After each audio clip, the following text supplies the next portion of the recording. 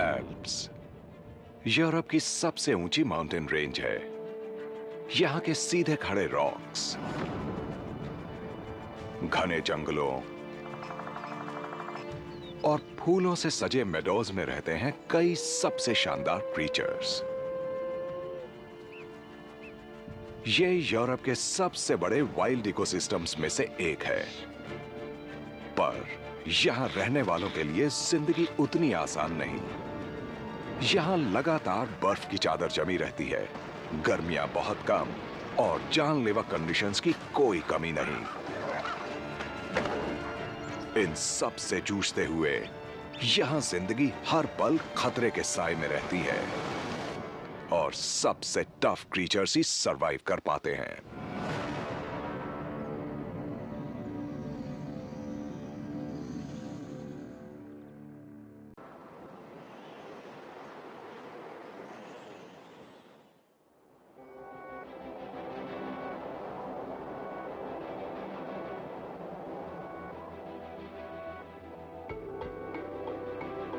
Central Europe में बसे Alps France से लेकर ऑस्ट्रिया तक 8 कंट्रीज के 1200 किलोमीटर्स एरिया में फैले हुए हैं।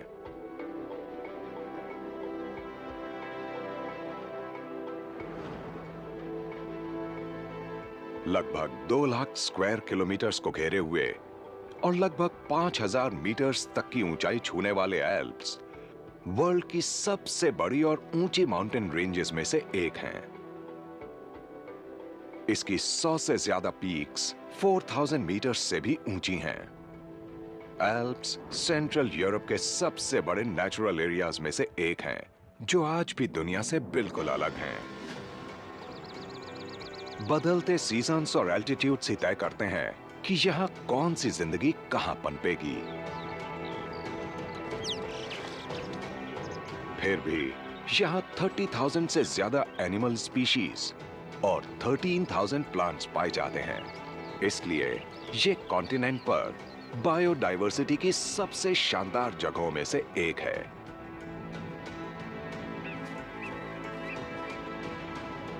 भले ही एनिमल्स ने इन सुनसान और खूबसूरत लैंडस्केप्स में अपना घर बना लिया हो, पर यहां का खतरनाक इलाका और तेजी से बदलते मौसम अल्पाइन वाइल्ड लाइफ के लिए सबसे बड़ा चैलेंज है।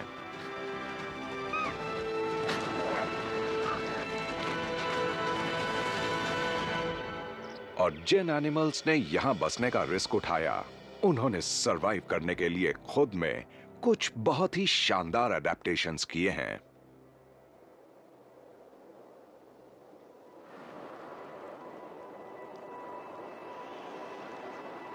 ऐसा ही एक क्रीचर है जो इस बर्फीली दुनिया में मजबूती से अपने पांव जमाए हुए है।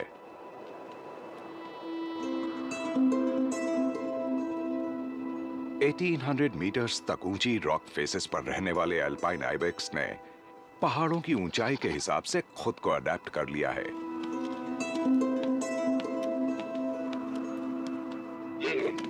ये आइस एज में पाए जाने वाले क्रीचर्स में से हैं, जो हजारों साल पहले सेंट्रल एशिया से यहां आए और आज लगभग हर अल्पाइन कंट्री में पाए जाते हैं।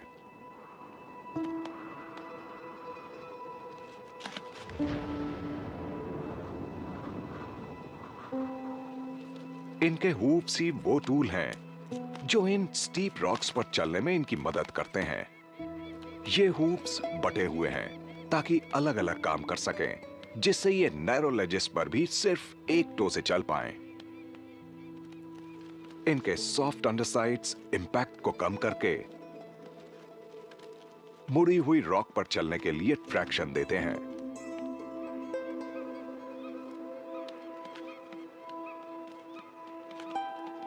यहां जबरदस्त ठंड की वजह से पेड़ टिक नहीं पाते, इसलिए अल्पाइन आइबेक्स को जो भी थोड़ा बहुत न्यूट्रिशन मिले उससे काम चलाना पड़ता है। फिर भले ही वो इन रॉक्स में चिपकी घासें और छोटी श्रब्स ही क्यों ना हो।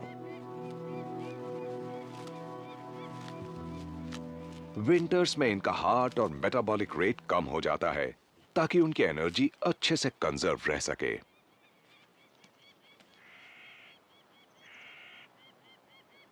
ये दिसंबर और जनवरी के बीच साल में एक बार ब्रीड करते हैं और दूसरी कई स्पीशीज की तरह यहां भी मेल को ब्रीडिंग के लिए अपनी डोमिनेंस साबित करनी पड़ती है। आइबेक्स के लिए उसे साबित करने का बस एक ही तरीका है, लड़ाई।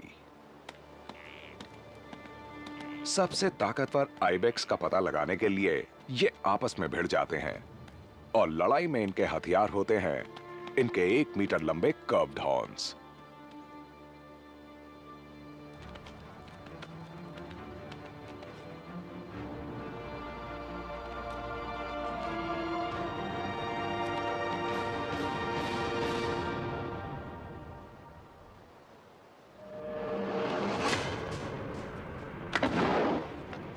मेल्स 1.5 मीटर से ज्यादा ऊंचे और वेट में 100 केजी से भी ज्यादा हो सकते हैं, जिसमें से 15 केजी वेट सिर्फ हॉर्न्स का ही होता है।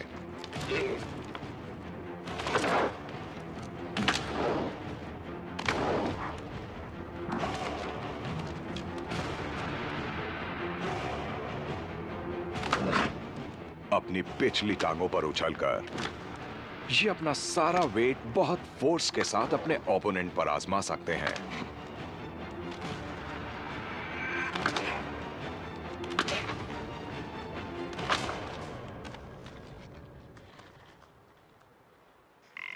चैलेंजर समझ गया कि वो यहां नहीं जीत सकता, इसलिए उसने अपनी हार मान ली और चला गया। पर यह खाली हाथ नहीं लौटा है। जो मेल आइबेक्स हर साल ऐसी जबरदस्त इंटेंस फाइट्स में हिस्सा लेते हैं, उनकी उम्र बढ़ जाती है। बहुत से बड़े हर्बीवोर्स के लिए 8 साल के बाद सरवाइव कर पाना मुश्किल हो जाता है, पर एल्पाइन आइबेक्स 13 साल की उम्र तक बिना किसी एजिंग प्रॉब्लम के आराम से जी सकते हैं। फीमेल्स मेटिंग के लिए रेडी हो उससे काफी पहले ही ये अपनी रटिंग टैक्टिक से अपनी डोमिनेंस तय कर लेते हैं।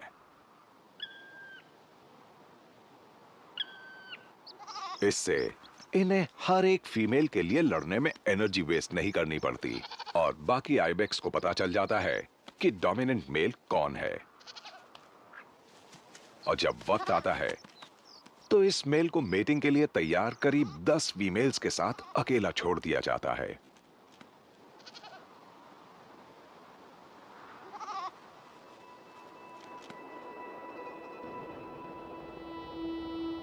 एल्प्स के दूसरे इलाके में बात जब ब्रीडिंग के हक की हो तो ताकत की जगह फुर्ती काम आती है।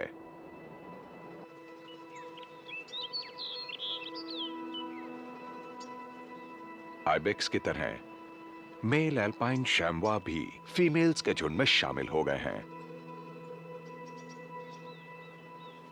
अपने भारी भरकम कजिन्स आइबेक्स के मुकाबले इन 50 केजीज वेट वाले शैम्वा के हॉर्न्स करीब 20 सेंटीमीटर के होते हैं। पर बात जब ओपोनेंट को भगाने की हो तो ये जोशीले जानवर सबको पीछे छोड़ देते हैं।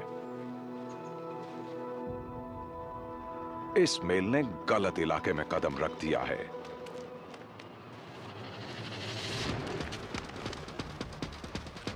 शैमुआज बहुत तेज दौड़ते हैं और हवा में 6 मीटर तक उछल सकते हैं। ये किसी भी टेरेन पर 50 किलोमीटर पर आवर की स्पीड तक पहुंच सकते हैं।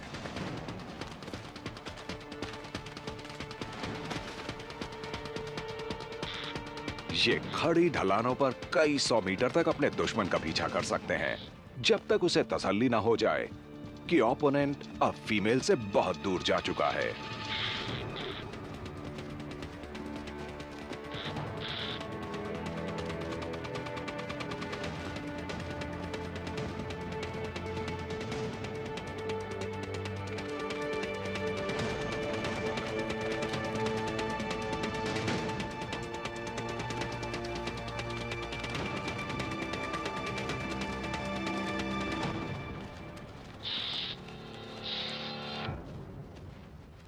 क्योंकि ये आइबेक्स की तरह पहले से डोमिनेंस तय नहीं करते, इसलिए इन्हें इन 2 महीनों तक अपनी टेरिटरी डिफेंड करनी पड़ती है। इसमें काफी एनर्जी वेस्ट होती है, पर शैम्वा के पास इसका भी सॉल्यूशन है। ये अपने ओपोनेंट्स को भगाने के बाद बचे हुए टाइम का 90% टाइम आराम करते हुए बिताता है और बहुत जरूरी होने पर ही एनर्जी यूज करता है, ताकि माउंटेन्स पर यह भी रिप्रोडक्टिव लाइफ के मजे उठा सके। नवंबर से लेकर अप्रैल तक साल के इन 6 महीनों के दौरान एल्प्स बर्फ की सफेद चादर में छिप जाते हैं।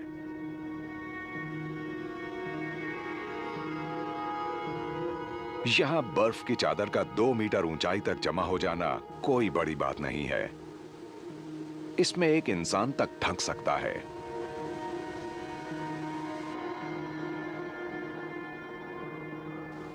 ऊंची चोटियों पर टेम्परेचर -30 डिग्री सेंटीग्रेड तक गिर जाता है और विंड की स्पीड 250 किलोमीटर पर आवर तक पहुंच सकती है।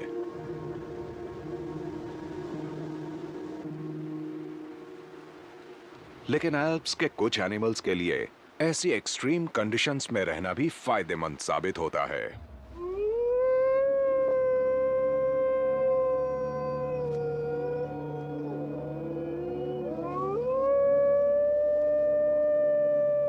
ग्रे वुल्फ को बर्फ की इस चादर से कोई प्रॉब्लम नहीं है। ये बहुत अडेप्टेबल होते हैं और हर तरह के टेरेन्स और कंडीशंस का सामना करने वाला ये मैमल कभी सबसे ज्यादा पाया जाता था। आज ये कुछ एल्पाइन कंट्रीज के छोटे इलाकों में पाए जाते हैं, जिसमें फ्रांस और इटली सबसे ऊपर हैं और नॉर्दर्न यूरोप के बड़े हिस्से भी इनका घर हैं। कॉलोनीज में रहने वाले अपने नॉर्थ अमेरिकन कजिन्स से अलग अल्पाइन वुल्व्स 6 मेंबर्स के छोटे झुंड में रहते और शिकार करते हैं और करीब 500 स्क्वायर किलोमीटर टेरिटरी पर अपना होल्ड जमाए रखते हैं।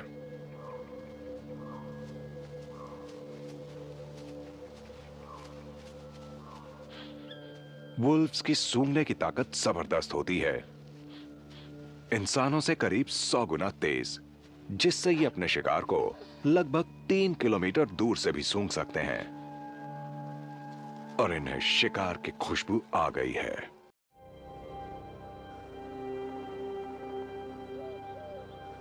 रो डियर पूरे एल्प्स के जंगलों में घूमते हैं और यहां पाए जाने वाली डियर की बाकी स्पीशीज के मुकाबले अकेले रहना पसंद करते हैं। वुल्व्स अपने किसी भी शिकार का कई किलोमीटर तक पीछा करते हैं। एक साथ मिलकर काम करना झुंड की कामयाबी का राज है।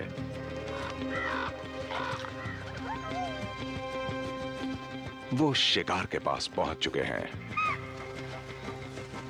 ये डियर अकेला और मुसीबत में है। मोटी बर्फ की चादर पर इसके पतले हूप्स किसी काम नहीं आ रहे। वो बर्फ में धंस रहा है और आगे नहीं निकल पा रहा।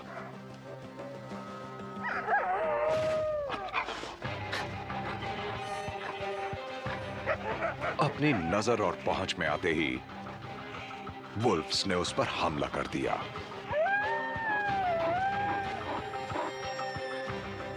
इनके स्नो शू जैसे पैर इनके वेट को बराबर डिस्ट्रीब्यूट करते हैं, जिससे ये शिकार की ओर 50 किलोमीटर पर आवर की स्पीड से ग्लाइड कर लेते हैं।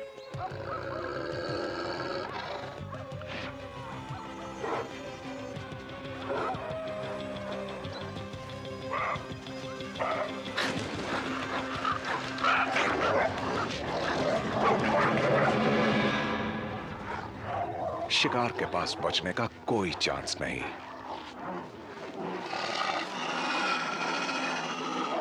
झुंड पर डोमिनेंट वुल्फ का राज होता है, जो खाने के वक्त भी अप्लाई होता है। गुर्राना और दांत किटकिटाना ही झुंड में पोजीशन स्ट्रांग करता है।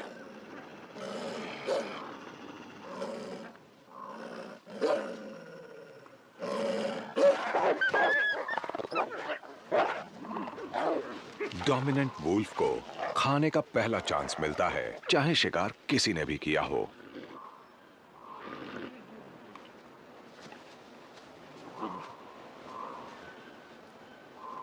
पर आखिर में सबको उनके हक का जरूर मिलता है। वुल्व्स को रोज लगभग 3 से 5 किलो मीट की जरूरत पड़ती है।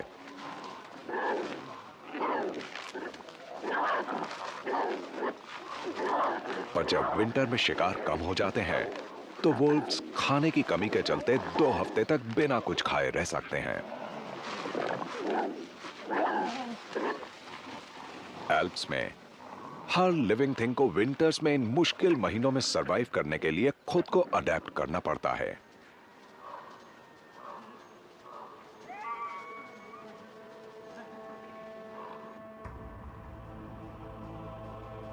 फ्रेंच और इटालियन अल्पाइन रीजन्स के बीच खड़ी वेस्टर्न यूरोप की सबसे ऊंची चोटी है मॉन्ट ब्लांक।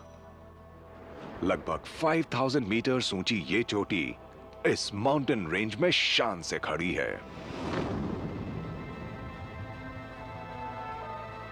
इसकी चोटी रॉक से नहीं बनी बल्कि बर्फ के लगातार जमने से बनी है, जिसकी मोटाई साल दर साल घटती बढ़ती रहती है।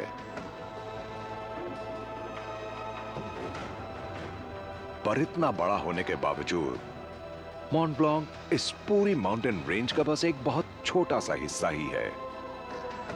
एल्प्स यूरोप के सरफेस का 11% हिस्सा कवर करते हैं, जो पोर्चुगल के साइज का दुगना है।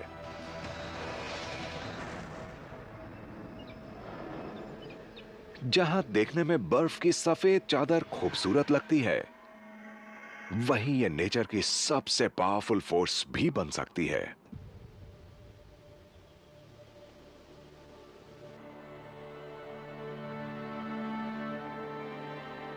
एक साल में एल्प्स के कुछ हिस्सों में 10 मीटर से भी ज्यादा बर्फ गिर सकती है। जब भारी बर्फ का बहाव स्नोपैक की कमजोर अंडरलेयर्स पर जाकर जम जाता है तो उनका लोड स्लोप्स को खतरनाक बना देता है।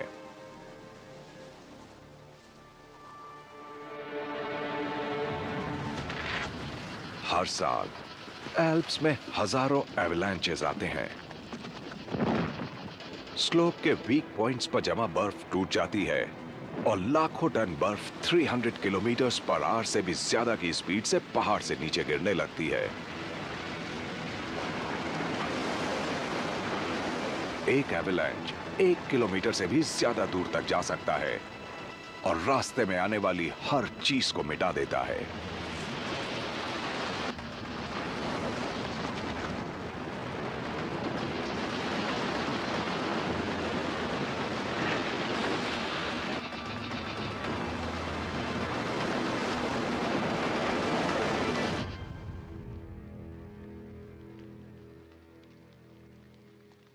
पर कुछ अपने आसपास होने वाले हंगामे से बेखबर रहते हैं। बर्फ की इन परतों के नीचे छुपा है एक एनिमल जिसके पास विंटर में सरवाइव करने की शायद सबसे शानदार स्ट्रैटेजी है।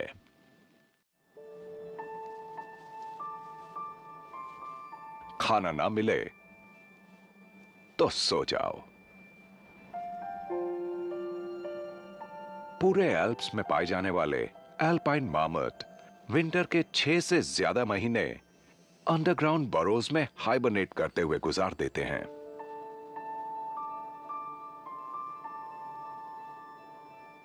इस दौरान इसकी बॉडी एनर्जी कंजर्व करने के लिए अडेप्ट हो जाती है। इसका बॉडी टेम्परेचर 5 डिग्री सेल्सियस तक गिर जाता है। हार्ट रेट 85% कम हो जाता है और ये 1-2 मिनट में बस एक ही बार सांस लेता है।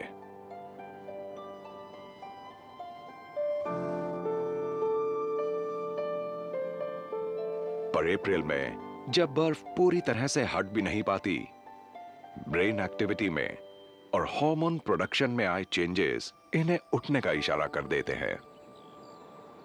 सबसे पहले मेल्स बाहर निकलते हैं। ऊपर अपनी फैमिली का इंतजार कर रहे इस मामट पर खतरा मंडरा रहा है। इन प्रेडेटर्स ने भी कई दिन से खाना नहीं खाया। आने वाले महीनों में सरवाइव करने के लिए मामट्स को बहुत अलर्ट रहना होगा।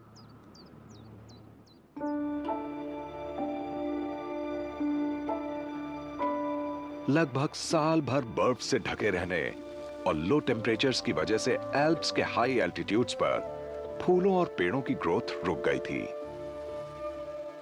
पर स्प्रिंग के आने से प्लांट्स को नई जिंदगी मिल गई है। वो आने वाले कुछ महीनों में इन ग्रोइंग कंडीशंस का पूरा फायदा उठाएंगे।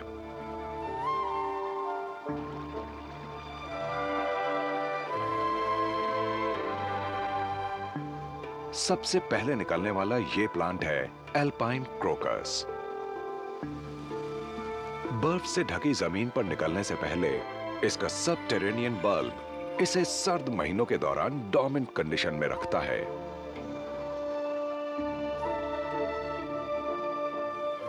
माउंटेन साइड्स पर बदलते एल्टीट्यूड्स प्लांट लाइफ की अलग-अलग जोन्स बना देते हैं।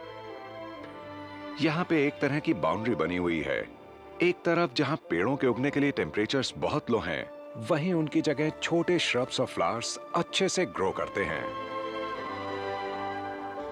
इस ट्री लाइन के नीचे उगता है यूरोप का इकलौता डेसिडुअस कॉनिफर ट्री, लार्च। बाकी कॉनिफर्स से अलग, जो अपनी नीडल्स नहीं गिराते, लार्च खुद को बर्फीले एल्पाइन विंटर क्लाइमेट से बचाने के लिए अपनी नीडल्स गिरा देते हैं। फिर स्प्रिंग में इनकी ब्रांचेस पर नए बड्स आ जाते हैं।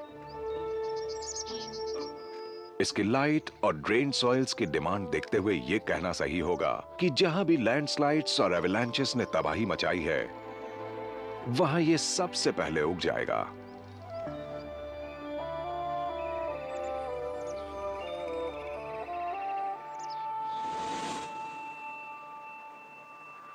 टेम्परेचर्स बढ़ने के साथ ही पिघलती बर्फ ने पहाड़ की स्ट्रीम्स को दोबारा भर दिया।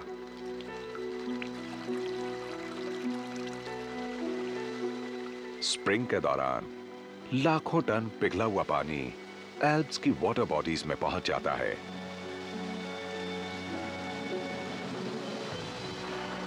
और बाद में यही पानी यूरोप के कुछ मेजर रिवर्स में भी जाएगा, जैसे कि राइन और डैन्यूब, और फिर आखिर में नॉर्थ और ब्लैक सीज में जाकर मिल जाएगा। अगर मौसम में ये चेंजेस ना हो और विंटर से राहत ना मिले, तो यहां कुछ सरवाइव नहीं करेगा।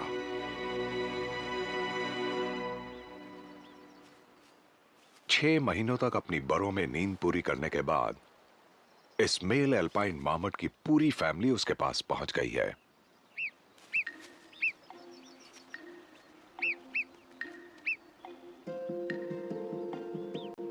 प्रेरी डॉग के कजिन्स एल्पाइन मामट्स एल्प्स में सबसे बड़े रोडेंट्स हैं और ये डोमेस्टिक कैट जितने बड़े होते हैं।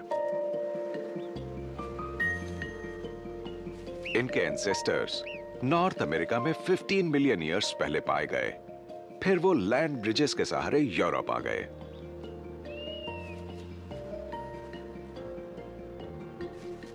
आज एल्पाइन मामट्स ने माउंटेन्स के इन्हीं घास के मैदानों में अपना घर बना लिया है और ये कार्पेथियन माउंटेन्स के कुछ हिस्सों और पूरे पेरेनीज में भी पाए जाते हैं।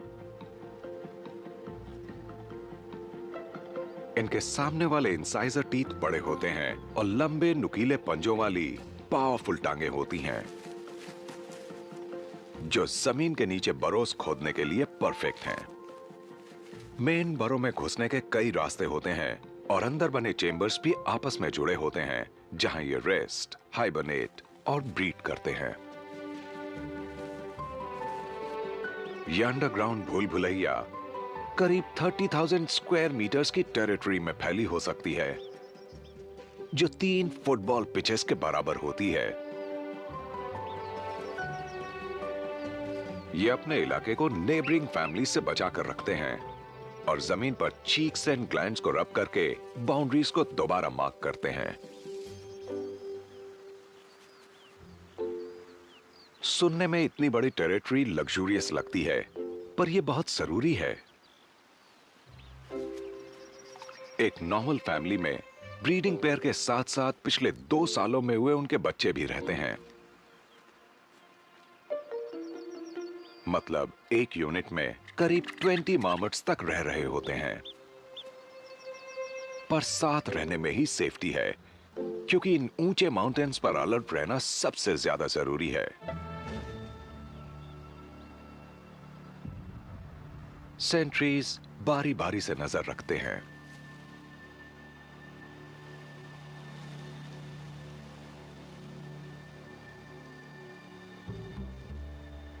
जबकि बाकी मार्मोट्स अपने रोज के कामों में जुट जाते हैं। सोशल बॉन्ड्स बनाए रखने के लिए फैमिली में इंटरैक्शंस के कई मौके आते हैं, और हर शैतान बच्चे की तरह मार्मट के बच्चे भी मस्ती करने और उछल कूद मचाने का कोई मौका नहीं छोड़ते।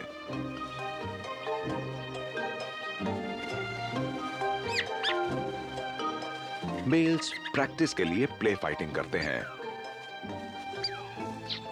एक साल में ये भी फैमिली से दूर अपनी टेरिटरी की तलाश में निकल जाएंगे।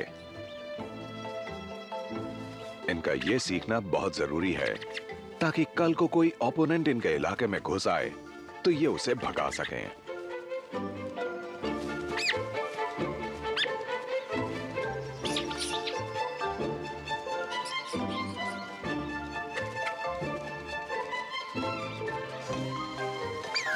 पर ये बच्चे अपनी मस्ती में इतने खो गए हैं कि इन्हें आसपास की कोई खबर नहीं। ये लगातार निशाने पर हैं।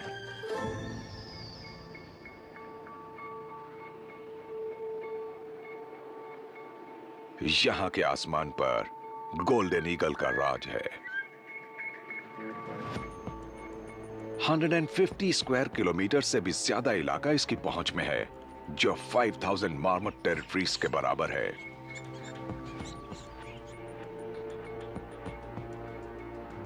ये फीमेल खाने की तलाश में है, और इसमें खूबियां भी बहुत हैं। इसकी आईसाइट इंसानों से 8 गुना ज्यादा बेहतर होती है, और फील्ड ऑफ विजन 300 डिग्रीज। इसकी नजर से कुछ नहीं बचता। इससे मौका मिल गया।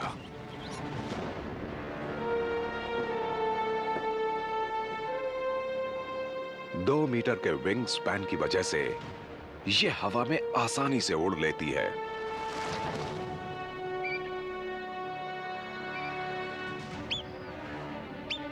अचानक निगरानी कर रहा मामट हरकत में आ गया, और वो जोर से आवाज करके दूसरों को छुपने के लिए वार्न करने लगा।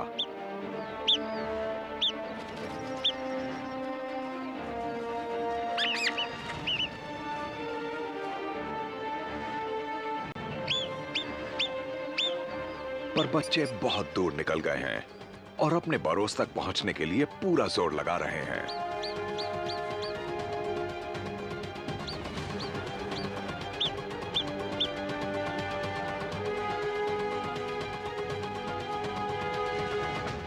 करीब पहुंचते वक्त इस एरियल प्रेडेटर की स्पीड 200 किलोमीटर पर आवर से भी तेज हो सकती है।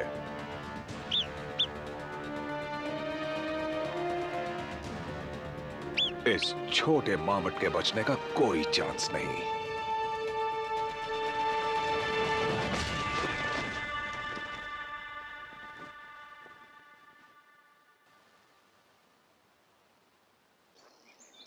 गोल्डन ईगल्स को हर दिन 250 ग्राम्स खाने की जरूरत पड़ती है। लगभग 2 किलो के मामट से इसके एक हफ्ते के खाने का इंतजाम हो गया।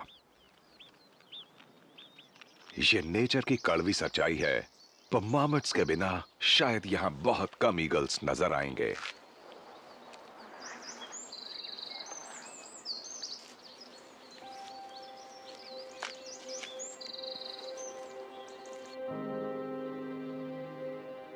एल्प्स के इस पार गोल्डन ईगल के करीब 1200 ब्रीडिंग पेयर्स हैं। ये ट्री लाइन के नीचे क्लिफ रॉक पर नेस्ट बनाते हैं। ईरी कहा जाने वाला इनका ये मजबूत स्ट्रक्चर कई साल तक टिके रहने के लिए बना है और 3 मीटर तक चौड़ा हो सकता है। मेल्स और फीमेल्स दोनों मिलकर बच्चे पालते हैं। ये फीमेल अपने भूखे बच्चे के लिए अभी शिकार किए मामट को नेस्ट में लेकर आई है।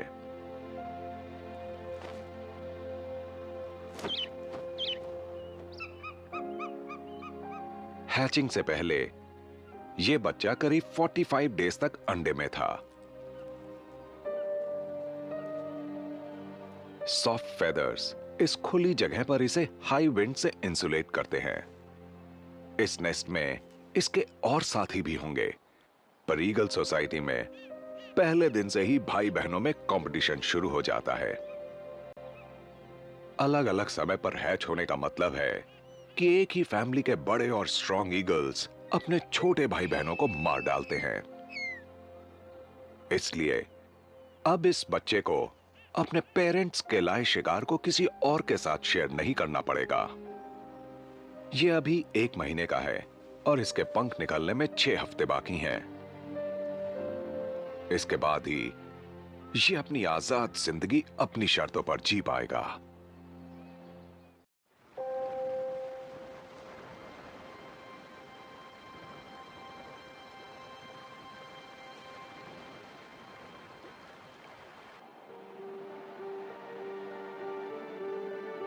एल्प्स उस माउंटेन रेंजेस के एक बैंड का हिस्सा हैं जिसे एल्पाइन बेल्ट कहते हैं, जिसमें कार्पेथियंस और हिमालयास शामिल हैं।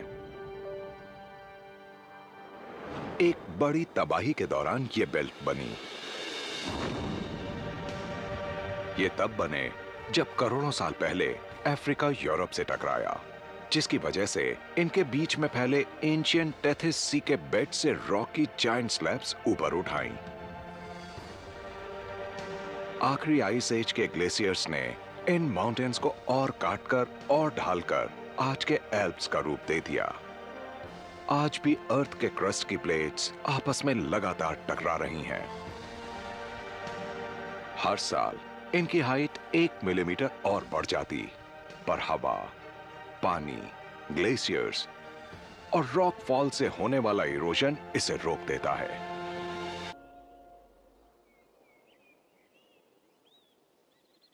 एक क्रीचर को इन खतरनाक कंडीशंस का सामना करने में मजा आता है।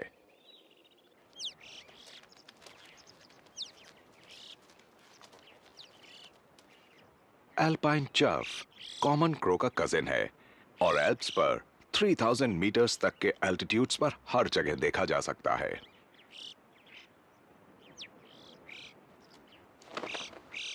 हिमालयस जैसी हाई माउंटेन रेंजेस पर ये 6.5 किलोमीटर ऊपर नेस्ट बना सकते हैं और सी लेवल से 8000 मीटर तक की ऊंचाई पर उड़ भी सकते हैं। लोअर हाइट्स पर बर्फ से ढकी चोटियों के बीच जंगल की घनी बेल्ट्स हैं।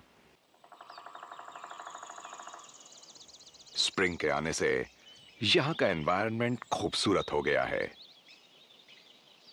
माउंटेन्स के इन्हीं ऊंचे इलाकों में एनिमल्स की बहुत सी स्पीशीज पाई जाती हैं, जिनमें यूरोप की सबसे बड़ी कैट भी शामिल है। बेयर्स और वुल्व्स के बाद करीब 40 केजीज का यूरेशियन लिंक्स यूरोप का तीसरा सबसे बड़ा प्रेडेटर है।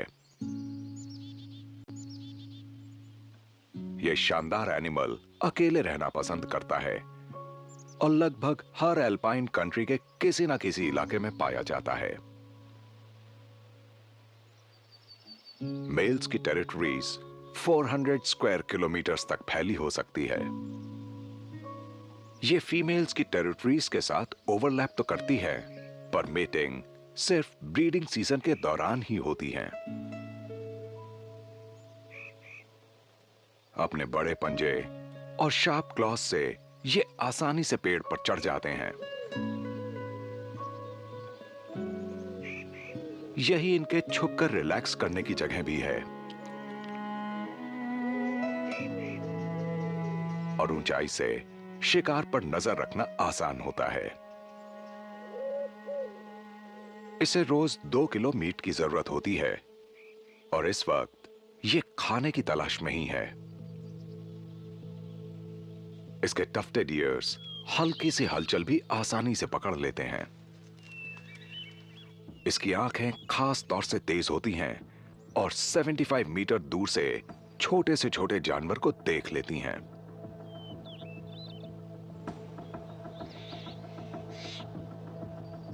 बड़े शिकार छुपे नहीं रह पाते।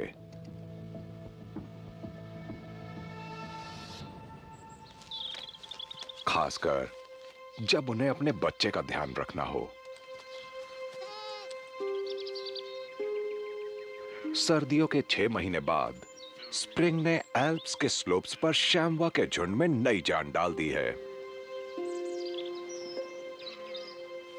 फीमेल्स और उनके बच्चे 30 मेंबर्स के झुंड में रह सकते हैं।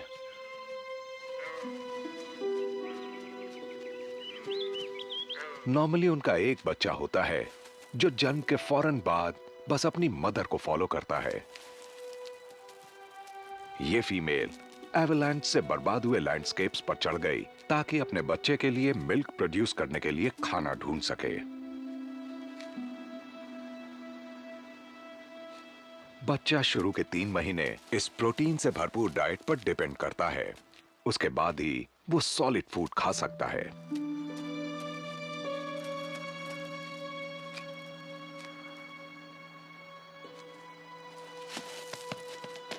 बच्चे को अपनी मदर को फॉलो करना ही पड़ता है, पर इस रफ टेरेन पर उसके पैर टिक नहीं पा रहे,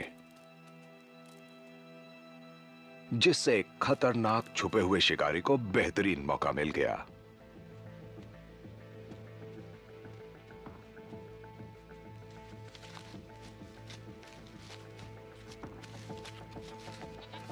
यूरेशियन लिंक्स पास के मेडोज में पाए जाने वाले शैम्बा जितना तेज और फुर्तीला नहीं होता, लेकिन आसपास के जंगल को छिपने के लिए यूज करके वो अपने शिकार की ओर धीरे धीरे बढ़ता रहता है।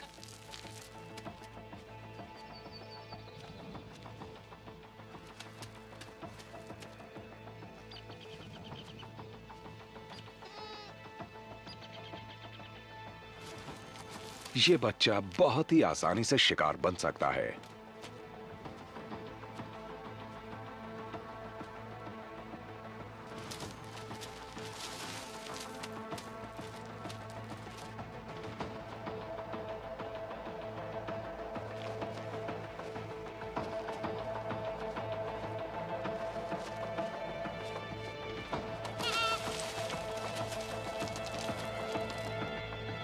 लेकिन एक अलर्ट मदर ने खतरा भांप लिया।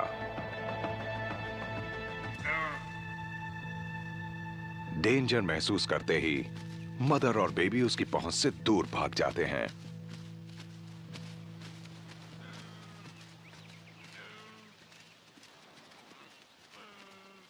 यूरेशियन लिंक्स को एल्प्स में अपना खाना हासिल करने में कभी-कभी 3 दिन भी लग सकते हैं। इस शिकारी ने आसानी से अपनी हार मान ली और अब ये अपनी एनर्जी बचाकर अगले मौके की तलाश में लगा है।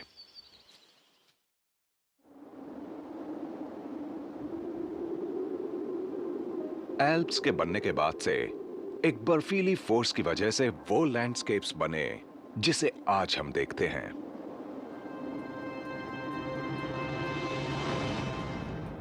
ग्लेशियर्स।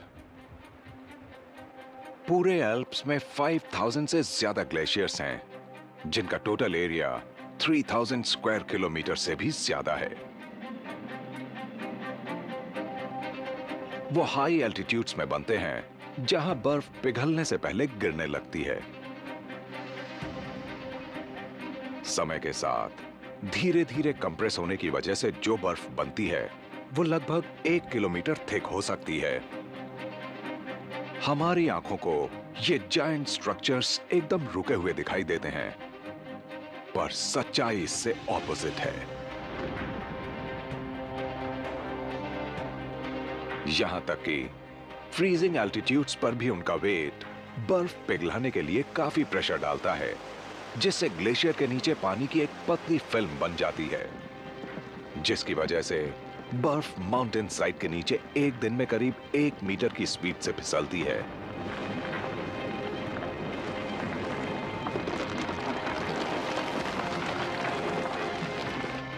इस मूवमेंट की वजह से ग्लेशियर के सरफेस पर कई जगह दरारें हो जाती हैं, जो 50 मीटर्स तक गहरी होती हैं।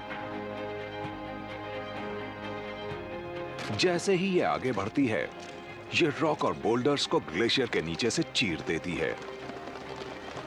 आखिरकार ये उस मलबे को जमा कर देती है जिसे मोरेन कहा जाता है, जो कभी कभार अपनी ओरिजिन से कई किलोमीटर्स दूर होता है। हजारों सालों से इन ग्लेशियर्स ने जो चेंजेस किए वो बहुत जबरदस्त और अलग हैं, और ये इस लैंडस्केप में होते रहेंगे। और पीछे रह गई चौड़ी वैलीज और कई किलोमीटर लंबी ग्लेशियर लेक्स, जिसमें एक और एनर्जेटिक वाटर फीचर्स शामिल है।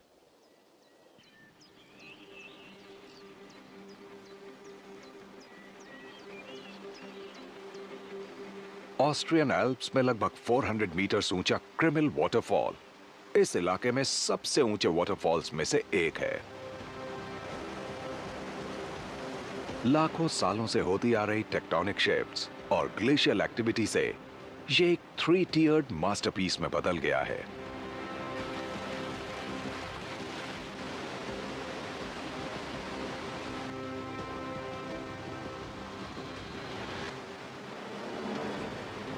आज क्रिमिल ग्लेशियर से पिघला पानी 20 किलोमीटर्स नीचे वैली तक सफर करने के बाद फॉल्स तक पहुंचता है। हर दिन लगभग 500 मिलियन लीटर्स पानी नीचे गिरता है, जो ओलंपिक स्विमिंग पूल के वॉल्यूम से करीब 200 गुना ज्यादा है।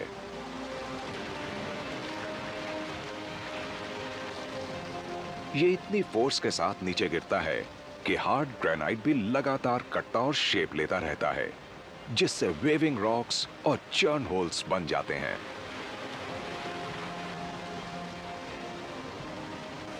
ये पानी टकराने पर स्मॉल पार्टिकल्स में बढ़ जाता है, जिससे फॉल फाइन मिस्ट में ढक जाता है।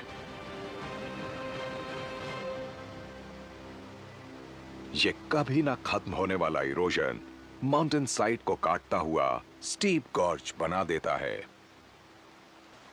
और इस वजह से वाटरफॉल अपने ग्लेशियल सोर्स की तरफ हर दिन थोड़ा शिफ्ट हो जाता है।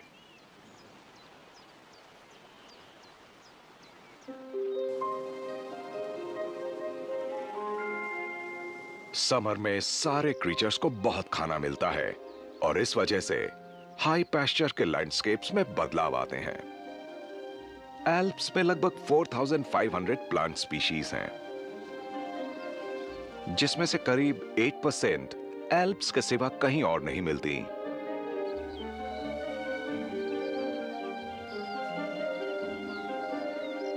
जून में स्प्रिंग फ्लोरा की जगह वाइल्ड फ्लावर्स होते हैं, जिससे ग्रीन पैस्चर्स में बहुत सारे रंग दिखाई देते हैं। कुछ जगह प्लांट्स की 80 स्पीशीज तक एक टेनिस कोर्ट के आधे साइज में ग्रो हो सकती हैं, जिससे हजारों इंसेक्ट्स खींचे चले आते हैं।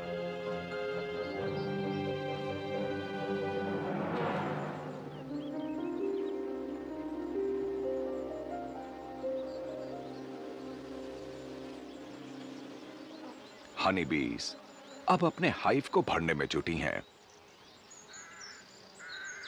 पोलन डेवलपिंग लार्वे को न्यूट्रिशियस प्रोटीन देते हैं, जबकि शुगरी नेक्टर में मिनरल्स और ग्लूकोज होता है, जो विंटर में हनी बनाने में मदद करता है, जब उसकी सबसे ज्यादा जरूरत होती है।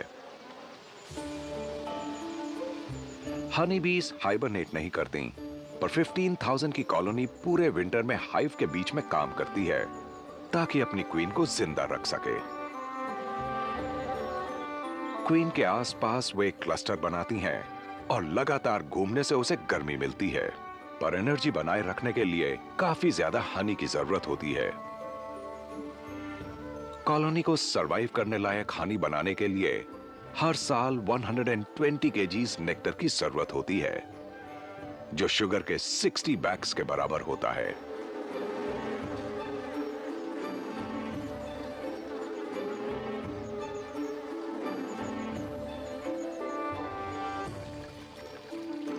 मेडोज से होकर बहने वाली माउंटेन स्ट्रीम्स गर्मियों में जरूरी पानी देती हैं।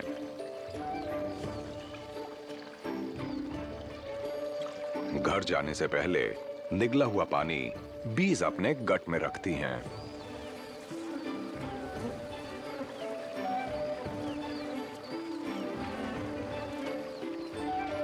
लार्वे के ब्रूड्स और अंडों की एक पतली फिल्म में कोटिंग करके वो पानी से अपने हाइव को ठंडा करती हैं।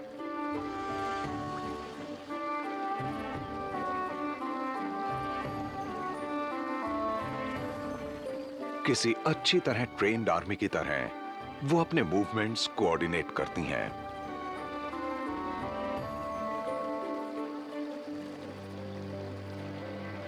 बीज की तादाद कॉलोनी की जरूरतों पर डिपेंड करती हैं और अब जल्द ही खाना खोजने का मिशन शुरू होने वाला है।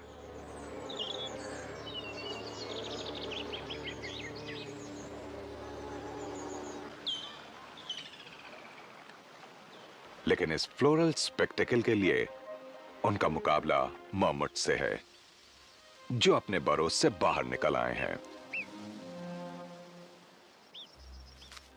उनकी डाइट में 80% फ्लावरिंग प्लांट्स ही होते हैं। स्प्रिंग के दौरान वो रूट्स और शूट से काम चला लेते हैं, पर बहुत कम वक्त के लिए आई गर्मियों के दौरान उन्होंने पेट भर के नए आए फ्लावर्स को खा लिया है। वो बड़े और मोटे फोलिएज ही चुनते हैं ताकि विंटर के लिए उनका वजन बढ़ सके। उनका सर्वाइवल इसी पर टिका है। होशियार मर्मर्ड्स 4.5 किलो के होकर अपने बरोस जाते हैं और फिर भी विंटर के दौरान उनका 30% से ज्यादा बॉडी वेट घट जाता है। जो इतने हट्टे कट्टे नहीं होते वो हाइबरनेशन के दौरान बच नहीं पाते। लेकिन ऑटम आ रहा है और मौसम बदल रहा है।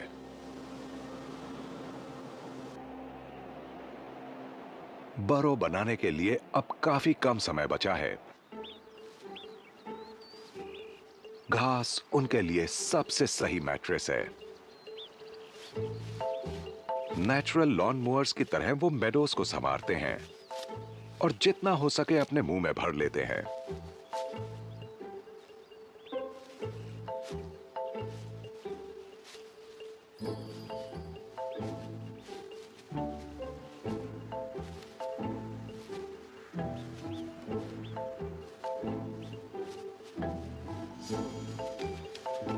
अक्टूबर आते ही और उनके फैट रिजर्व्स फुल होते ही मर्मर्ड्स सर्दियों के लिए हाइबरनेशन में चले जाते हैं। एक और साल बीत चुका है और फैमिली के एक मेंबर को खोने के बाद एक बार फिर वो अपने बरों में शांति से रह सकते हैं।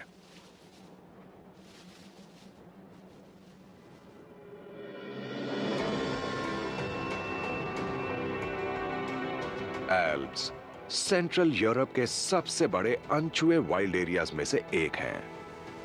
यह ऐसी जगह है जहां वाइल्ड लाइफ बहुत मुश्किल है।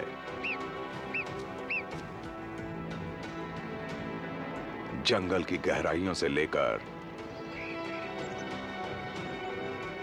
आसमान छूती चोटियों की ऊंचाइयों तक लाइफ ने इन मुश्किल कंडीशंस में खुद को अडेप्ट करने के तरीके ढूंढ लिए हैं। यहां रहने वाले कुछ एनिमल्स बिना डरे घूमते हैं, जबकि दूसरे अपने आप को छुपा लेते हैं। जियोलॉजिकल वंडर्स शानदार लैंडस्केप्स बनाते हैं, लेकिन कुछ फोर्सेस अपने पीछे छोड़ जाती हैं सिर्फ तबाही।